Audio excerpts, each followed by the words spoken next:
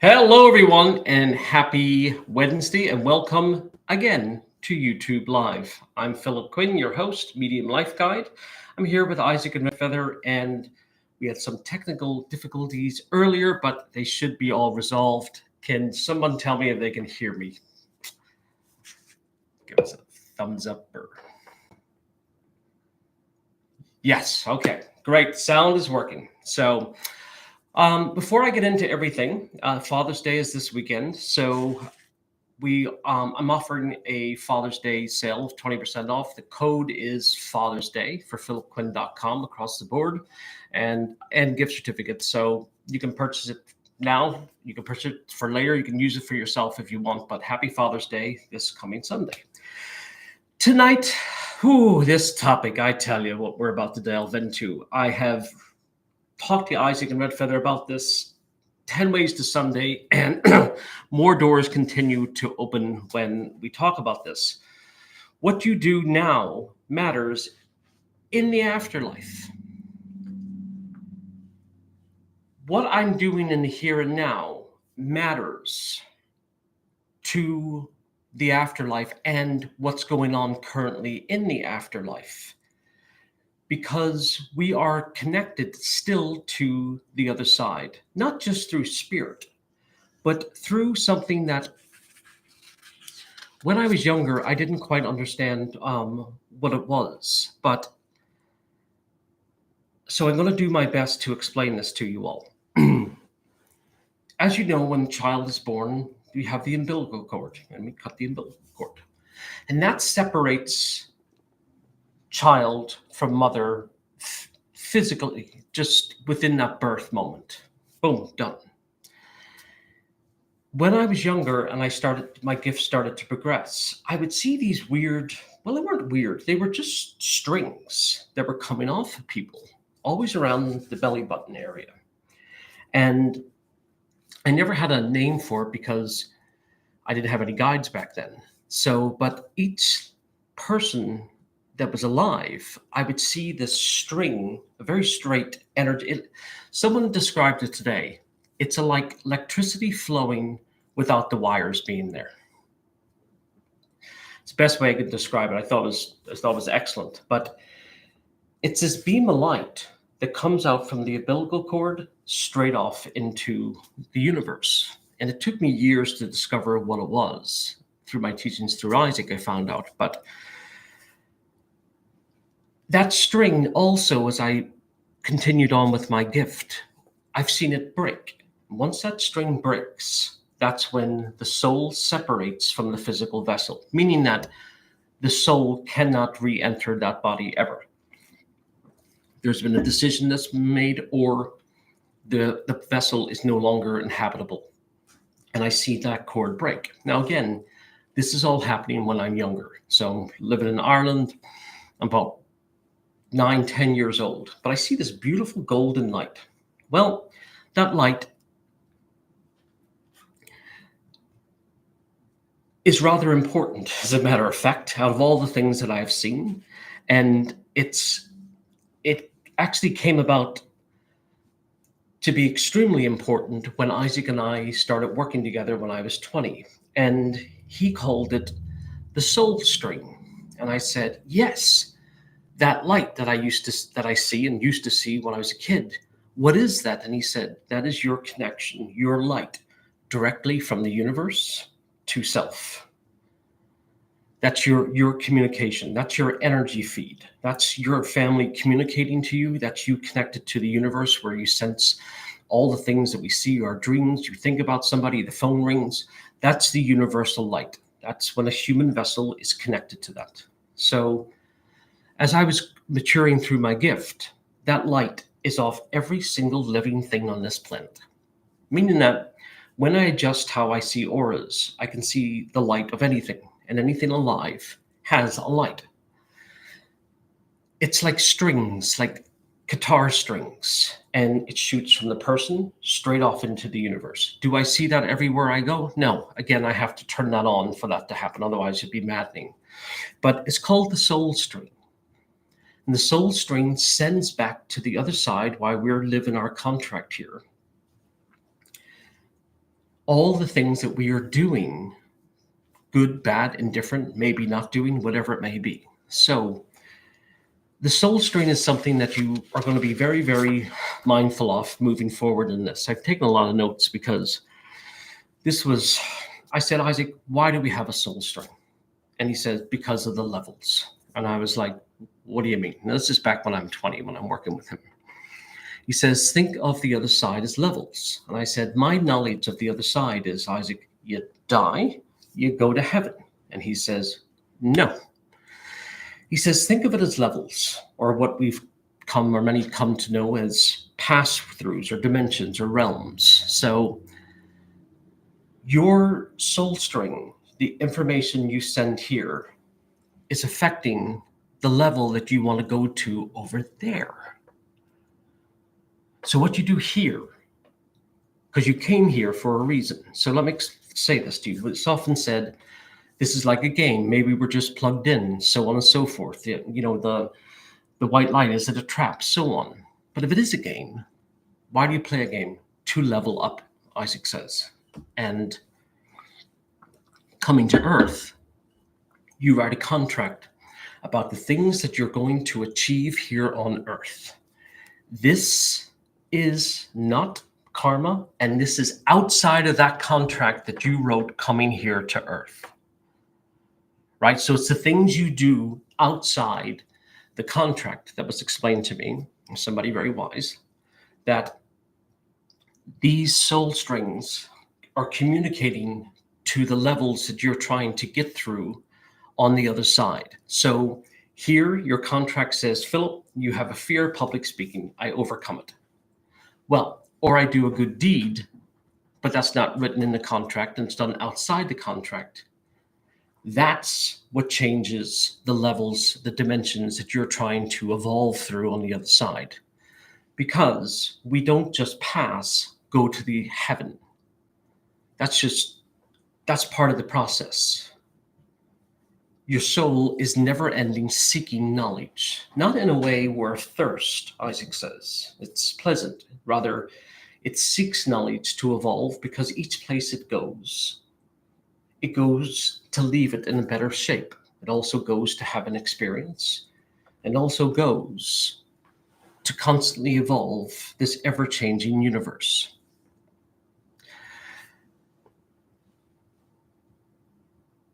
The levels are neither good or bad.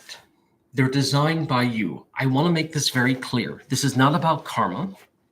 So these levels that Isaac had shown me, and they're not really levels, they're dimensions and doorways and consciousness. And if you think of it as the more you evolve, the more you tap into your supreme consciousness. And for anybody that's taken or has taken the new course, The Light Within, it is a quick way to show you what consciousness is. It's the oneness. And I don't know if anybody in this room has had this moment in their life, but have you ever felt just out of nowhere, completely connected?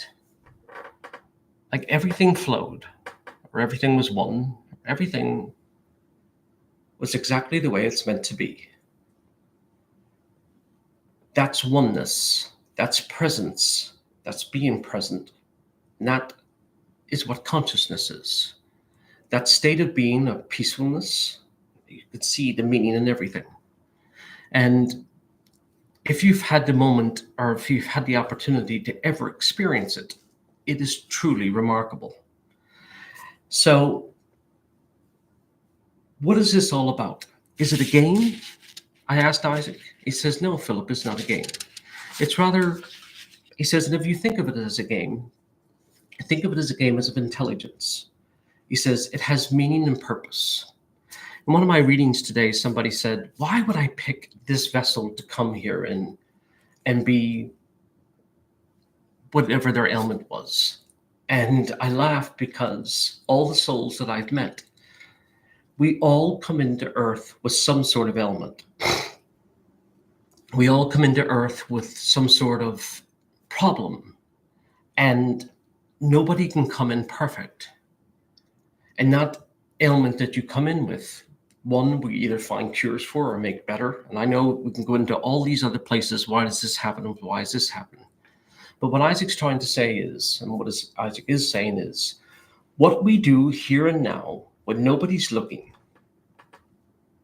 affects the evolution of your consciousness on the other side. Examples of that, he said, are you meditating, in your meditation, forgiving.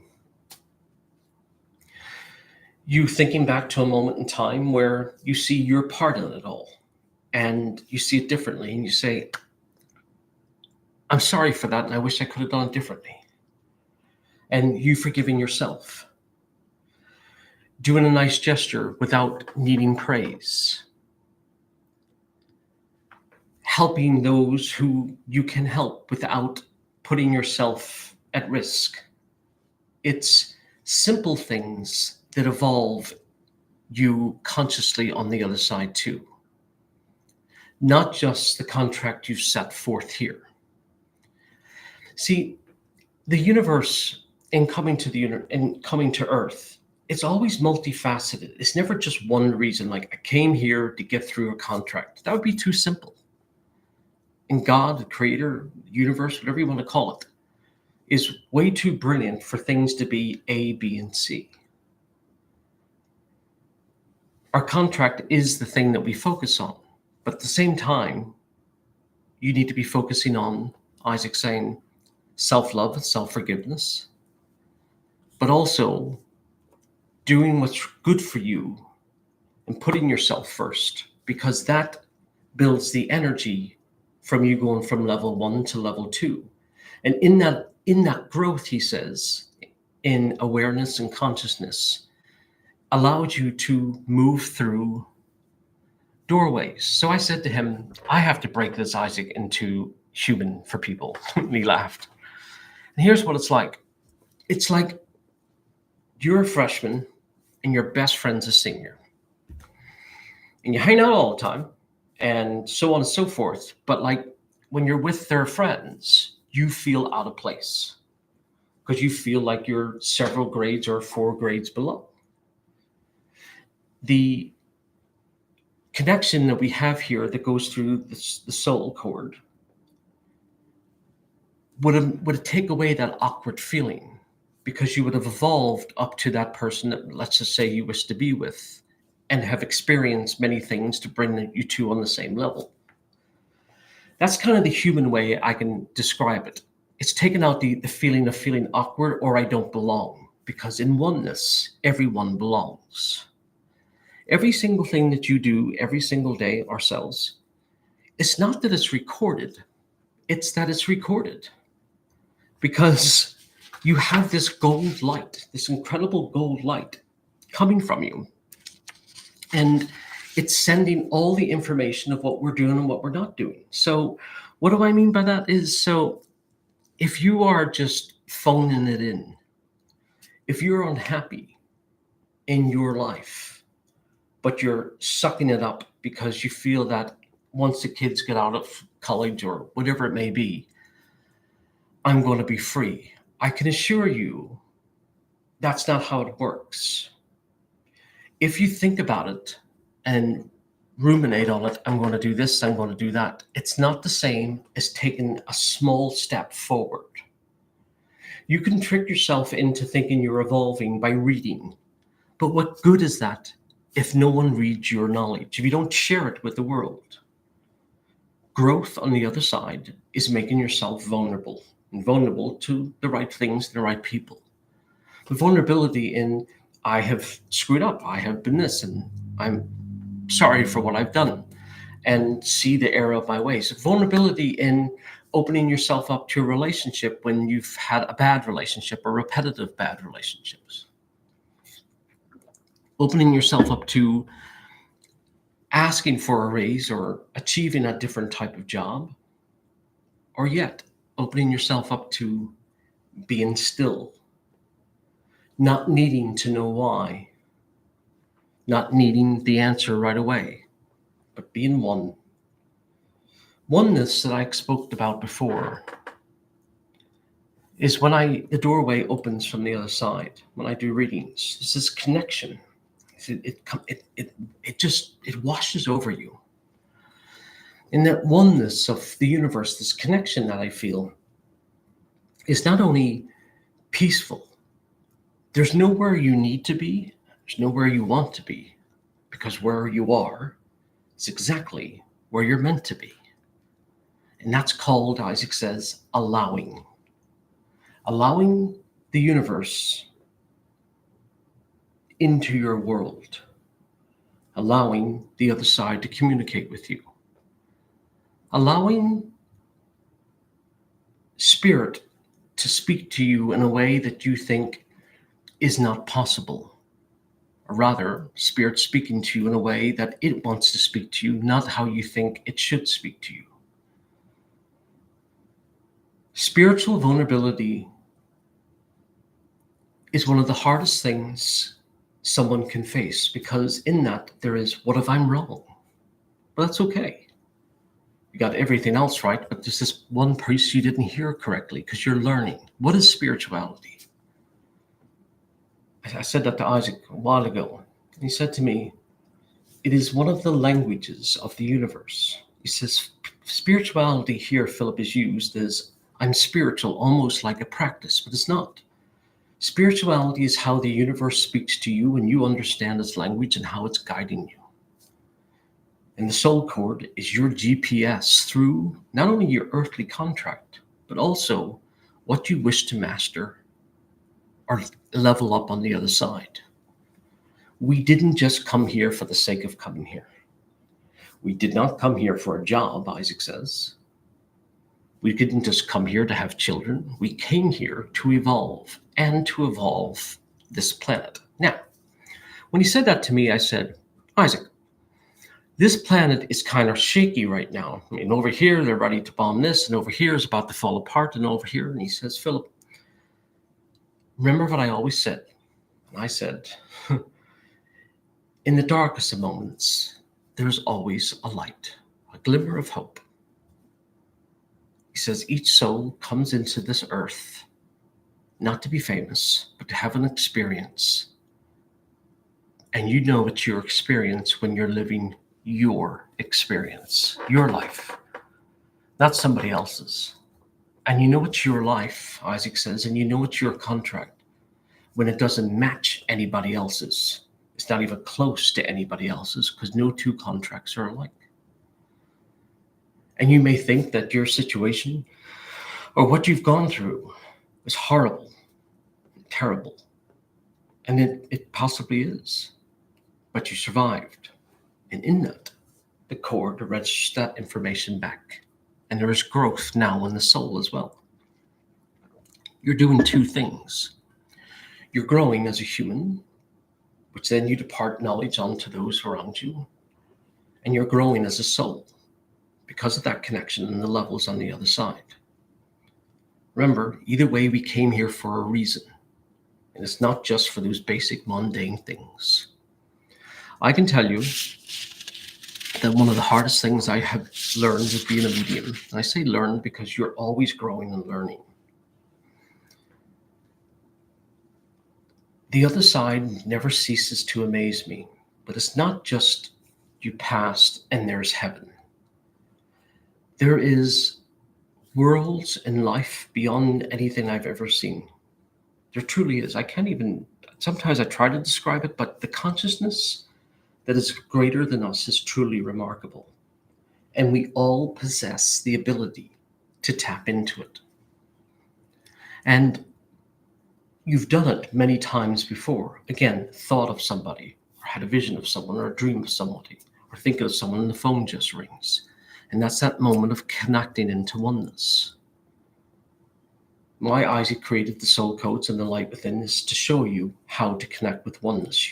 It's your GPS. It's not cheating. It's there for a reason, to help you get through this contract, not only smoothly, because we complicate it, not only smoothly, but successfully.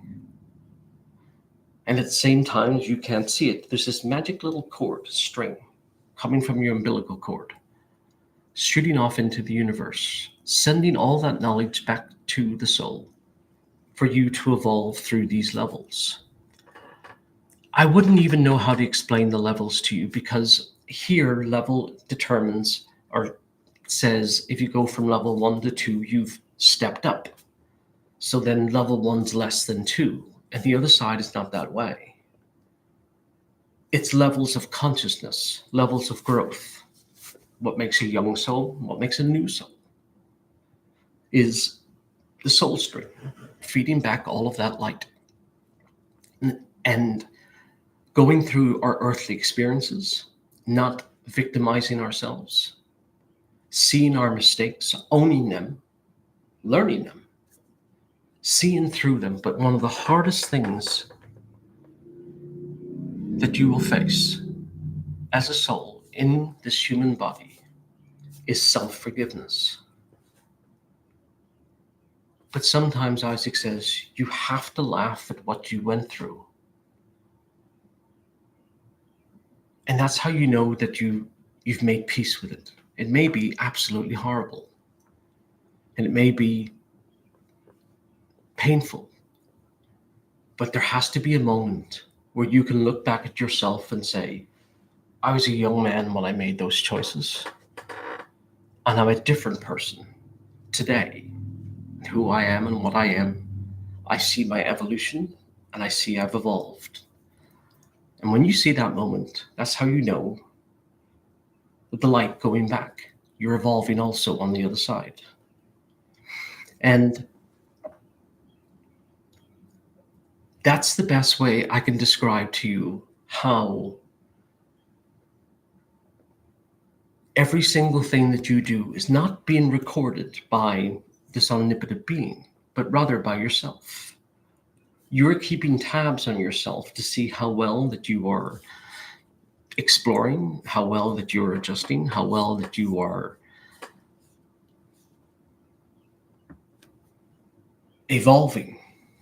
And you know you're evolving because your consciousness changes. And what does that mean? Well, not the subconscious, but rather the self-aware state, where you don't react the same way. You don't fly off the handle. You start listening to the other person. You get less moody. You get less bitchy. You get less complaining because you're starting to accept that which is around you. Accepting that which is around you doesn't mean that you have to join the club. Doesn't mean that you have to sign up for, what's being dished out there. Sorry, I'm marking my screen. It doesn't mean that you have to co-sign somebody else's nonsense, because therefore you're not evolving. You're co-signing somebody else's nonsense. Evolution, the levels, the soul string, your contract here on earth are all working in tandem. And even if you've met your soulmate, even if they've lost them, even if you're with someone, a filler, somebody who you love, they still have their own path. They may be parallel, but it doesn't mean that they overlap. So you're with somebody and you're all in the same boat and so on. Remember, they've had a totally different upbringing than you. Even people who grew up in the same house, they say they have totally different upbringings because it's all how it's perceived. But in this, we're talking about a level of the soul. And what you do when nobody's watching matters. And let me just clarify, because Isaac is kind of giggling and he doesn't laugh. He's very serious. The other side is not monitoring you. So he says, I don't want anyone feeling paranoid, but you're not being watched. He says, but rather you are monitoring you. So you're the peeper. So you're kind of looking in on yourself. The other side isn't looking in on you, meaning that's the spiritual growth on the other side. The information is being sent back. At the same time, with that special cord, that's the information that our angels, our family, and all our loved ones on the other side communicate with us with. That cord is extremely fragile. That cord is extremely important, and it's also tied to the meridian system. So it can send information down to you, your higher self, your consciousness, to heal this physical vessel. When we tie into our consciousness, there's nothing that the body can't do. So, and I really mean that. I've witnessed and experienced myself remarkable things.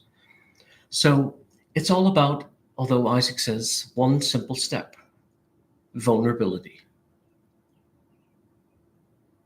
Making yourself vulnerable to yourself, meaning not burying your head in the sand when you know there's certain things in life that need to be addressed, or that you're feeling, or you're living a life that doesn't feel true to you.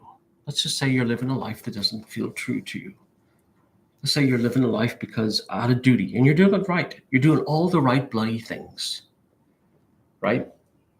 And you show up, and you're at all the dinners, and you and your wife are doing all the right things, and the children are doing school and all that, but you inside are unhappy.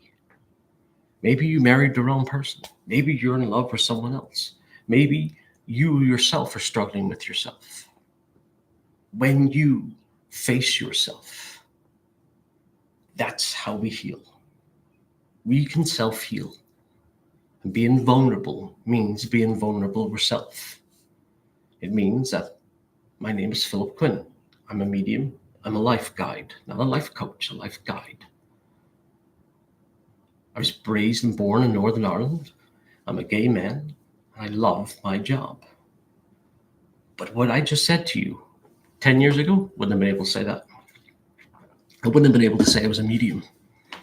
I was embarrassed of what my own gift was. I know that sounds weird, but I was. I struggled with letting anyone know that Isaac was an angel because I kept feeling unworthy. And for anyone who thinks that if you're gifted, it comes with worthiness, it does not. I assure you. So I digress. Isaac's saying, what you do here matters in your afterlife. And if you do nothing here, even after your soul review, you'll still evolve. Just maybe not in the way that you think you want to evolve. What does that mean? Well, it's not about coming back and doing it over. It's maybe you come back to do it over, but you don't know which part you have to do over. The universe can think of many, many ways, but none of them are set to harm you because, again, you monitor yourself. You know what you're doing is right, and you know what you're doing is wrong. And if you act upon something that you know is not beneficial to both parties, and if they knew that, they would not continue with this, then you have made a spiritual crime. Spiritual crime is when you willingly are deceiving somebody and making them go against their gut instinct that something is wrong. And that is the negative side of what happens. So what happens? That information is sent back to the other side, meaning you monitoring self. If you make a soul crime, that invites karma in. But if we don't invite karma in, these are all recorded. Again, Isaac says, not to assess good or bad, but rather for you to assess as a soul, this is how I'm evolving and growing. And holding one accountable for self. Not burying your head in the sand and saying, let's not talk about that.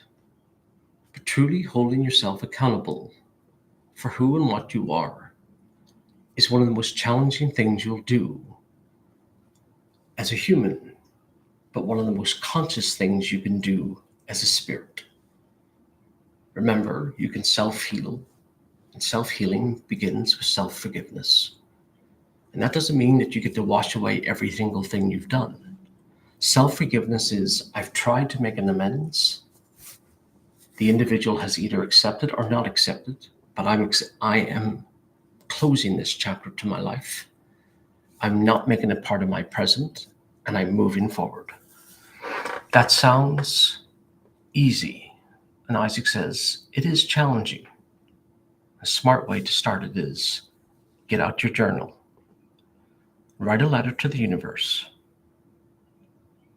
Dear universe, this is how I'm currently feeling. And Isaac says, let yourself continue to write. And in there, your consciousness will show you the theme of what you're struggling with. That's his little tidbit into how to begin your spiritual journey. Thank you all for tuning in to YouTube Live. I'm Philip Quinn, Medium Life Guide. I love you all, and I will see you next week. Thank you so much.